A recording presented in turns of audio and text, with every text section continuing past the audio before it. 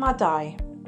Rydym yn gofyn i'r Llywodraeth nesaf darparu system gydlynol a chysylltiedig o addysg ôl 16 sy'n cynnwys cymwysterau hyblyg y mae pawb yn ei gwerthfawrogi. Rydym am atal cystadleuaeth ddiangen ar gyfer yr un dysgwyr a chanolbwyntio ar wneud y gorau dros y dysgwyr hynny yn unig. Mae'r rheoleiddio a sicrhau ansawdd yn bwysig, ond mae angen i ddod o hyd i ffyrdd i'w gwneud i weithio'n well gyda llai o fiwrocratiaeth. Rydyn ni'n gwybod bod llawer o cyflogwyr eisiau hyfforddiant ar lefelau 4 a 5.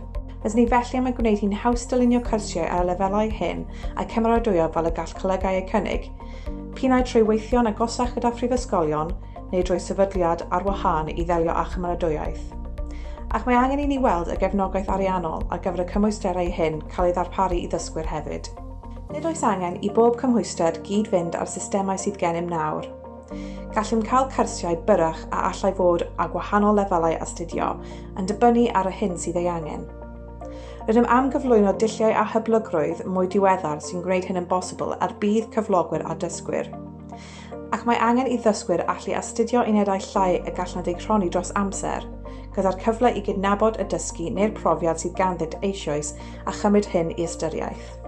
Mae hefyd yn bryd adolygu Gymwysterau Cymru i sicrhau bod ganddyn nhw pwerau sydd eu hangen arnyn nhw i weithio'n effeithiol a bod nhw'n gwneud y math iawn o waith.